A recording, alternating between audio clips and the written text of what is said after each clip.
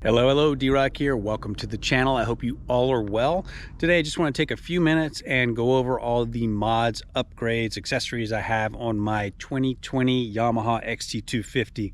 Now all these things will work on the newer models as well, and to the best of my knowledge, as we're approaching 2023 and beyond, the bike has not changed. So that being said, join me, and if you're new to the channel, please consider subscribing. It helps us out tremendously. Let's go. First, let's start with the tires. I've had, well, the stock tires that came with the bike, and then I switched to Kinda 270s, and I currently have the Tusk D Sports. Out of the 3 pairs of tires I've had on the XT250, the Tusk D Sports are my favorite by far. So the XT250, the front tire is 21 inches and the rear tire is 18 inches.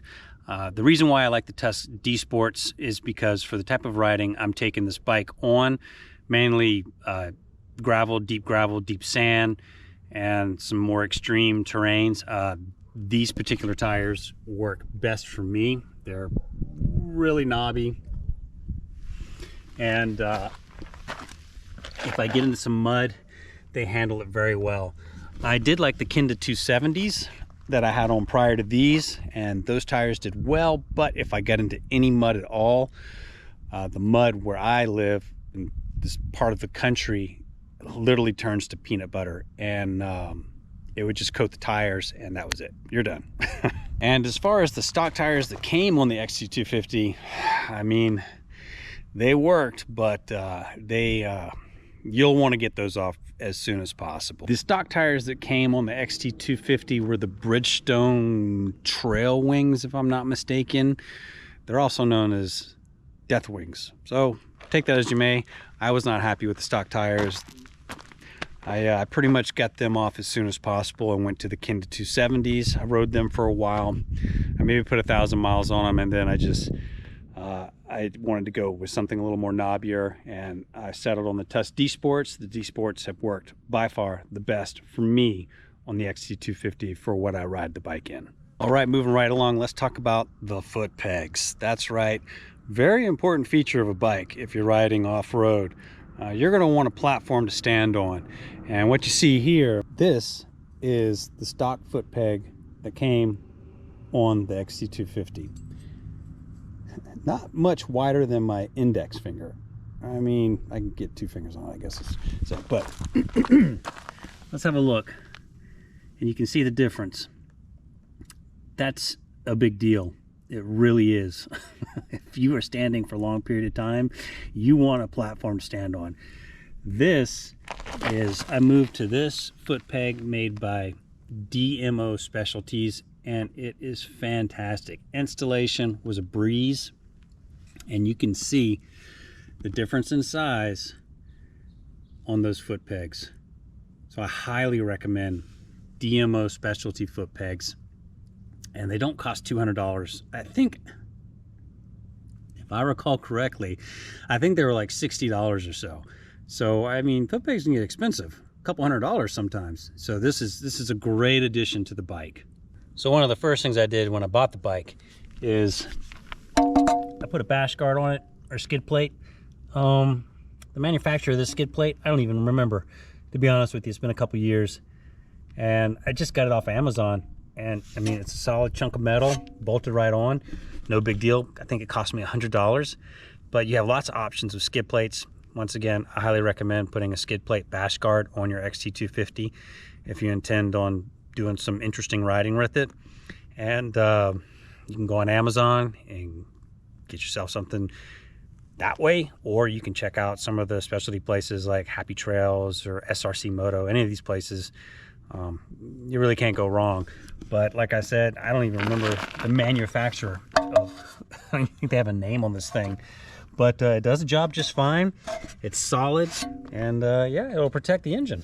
And moving up, so I ride in rocky terrain, and I've laid this bike down many times, so I wanted something to protect the rear brake master cylinder. So I put a piece of armor back here, solid chunk of metal. This was made by JNS Engineering, I believe, and I bought that from Pro Cycle. They have a couple different brands of rear master cylinder guards, so you know, you can choose, but I think this is like maybe $40. And as far as other protection, let's talk about the hand guards. So I just installed these. These are the Erebus X Factor hand guards. Installation, a breeze. Piece of cake to install these. And they have a little, these are not to be confused with the X Factory hand guards. These are the X Factor hand guards, and they cost about $100. They have a little more coverage here, so it just blocks a little more wind. So in the colder weather, that helps out, and you know, brush and stuff like that. But they're solid. 2 points of contact to the handlebars, solid enough. I think you can also get these plastics if you crack them or break them as a cheaper replacement. So I think they're going to work well. And like I mentioned, very happy about the install. Piece of cake. I've also added a Parabellum windscreen. This thing really helps out. I got some scuffage on it from laying the bike down some gravel, but I think they make these in translucent or clear as well, and this ran about $90. I got it off Pro Cycle, but you can go to the website Parabellum and get the windscreen from them as well. All right, while we're looking at this area, I went ahead and replaced the stock headlight here, and I used a Cyclops 10.0 H4 LED. Did I say that correctly? Man, I tell you, some of these things really have a mouthful for names. Let me just double check. Cyclops 10.0 H4 LED. Yep, I did say that correctly. So I also have this headlight in my Honda CRF 300. It's just super bright, great headlight. Let's see, let me get this on. There you go. There's a look at the Cyclops H4 10.0 LED, and that's low. There's the high beam. It's the middle of the day. You are going to see this light coming down the road. So that's a good feature. I don't have a headlight guard on it yet, but I think I can just get a translucent piece of plastic that'll Velcro in. Pro Cycle sells that. It just goes right on the front of that, so you can take it off easy and clean it. And I think that's like 20 bucks. I plan on adding that as well. But that's the headlight swap I've done, and I'm very happy with their products. One thing to know when you install the Cyclops headlight, if you can hear that little buzz, that's the fan on the back of the headlight. Make sure that fan is running when you have the headlight on, because that's what's used to cool the headlight. But it was an easy install on this bike. I didn't do an install video on it because it literally took maybe 15 minutes, if that. It was just a piece of cake to get it in. Now, while we're talking about electrical, I did remove the stock battery and replaced it with an anti-gravity battery.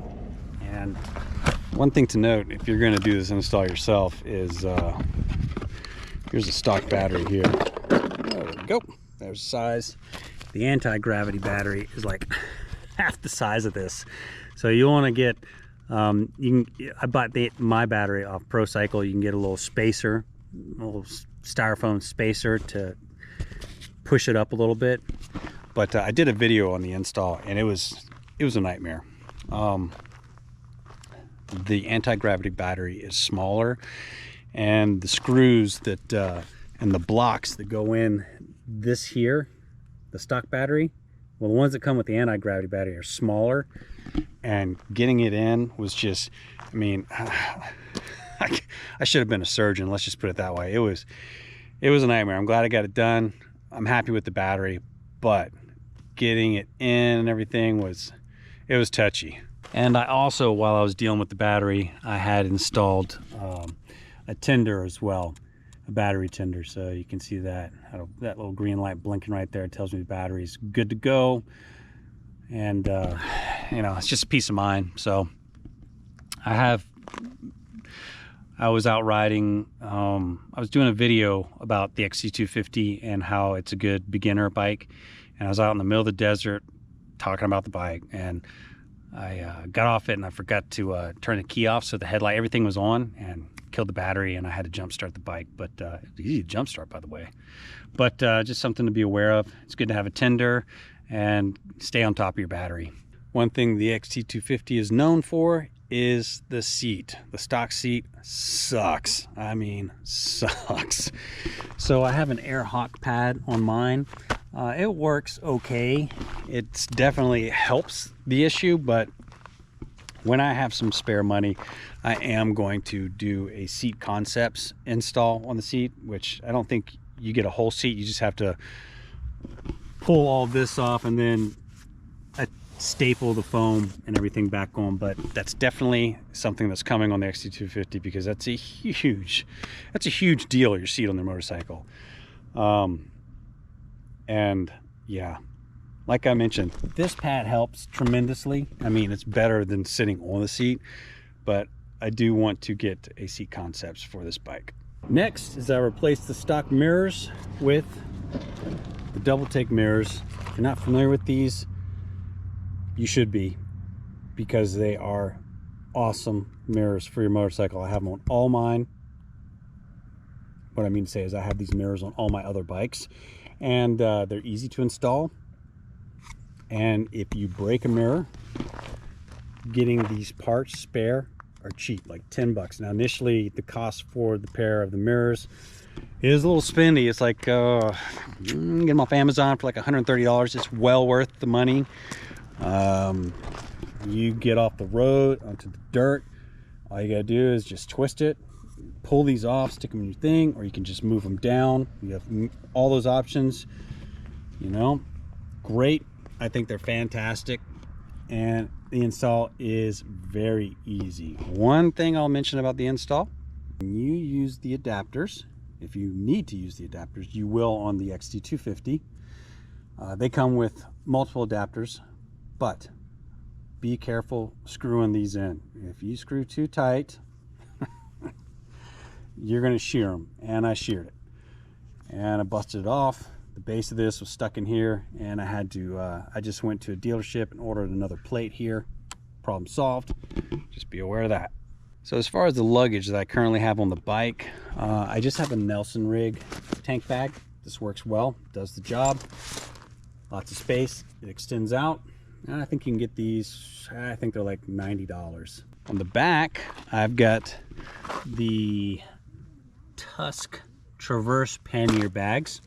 I've also got a Tusk heat shield here just for some extra protection. These pannier bags actually can hold quite a bit. They do the job well, and I think they're like $130, I believe. Nope, currently I just looked. Rocky Mountain ATV has the Tusk Traverse pannier bags. They are at cool $99, so that's a pretty good addition to the bike. And I also ordered this this small waterproof bag with the panniers, and this just goes to my tail rack here, straps on, and that's what I keep whatever, you know. I've got spare tubes in here. I also brought the stock headlight, or bulb should I say. I keep that in there in case that one fails, and you know, you can put some other stuff in here. It's a great addition to the bike. And speaking of the tail rack, I have a precision motorcycle rack here on the back. The rack itself is solidly built. I did have some issues on the install, like I had to like Dremel some holes and stuff to get it wide. It just, the install was not that simple. The rack itself, if I had to do over, I would probably go with something from Happy Trails, but it does the job, and I'm a little less than pleased with it, but like I said, it does the job. So the rack itself, I believe, was, I think it's $100, so affordable. But you can see the rack there. I've got all my stuff tied to it. Pretty simple rack, nothing too complicated. Bolts in 4 spots, but mine wasn't as precise. It could have been just the one I got. But yeah, there you have it. I think that's everything. on the bike, and I like the way it's set up. You can always add more stuff. I haven't messed with the suspension. I don't intend to, or exhaust. I don't intend to. Those are fine for me. Yeah, I think all that has really shaped the bike really well, and it does what I need to do. I'm not doing any cross-country adventures on this bike, but let me just say the XT250 is a phenomenal bike. If you just want to get out there and explore, whether it's in a city, off-road, I mean, it's a fantastic bike. There are a couple things I still intend to do, one being changing the seat to seat concepts, and I also want to put some risers on the handlebars. Other than that, I think I'm pretty much good to go. If I ever get tired of the tail rack, I'm probably going to move into some Happy Trails products, but there is a significant price increase with that move, so that's not happening in the anytime immediate future. So there you have it. Those are all my mods, upgrades, accessories on my 2020 Yamaha XT250. All of the stuff will work on the newer models up into 2023. Like I mentioned, I don't believe the bike has changed at all. So there you have it. Go ride. Folks, thank you very much for watching. Like I mentioned, if you're new to the channel, please consider subscribing. It helps us out tremendously. Stay tuned. Lots more content on the way. We'll see you next time. D-Rock out. Adios.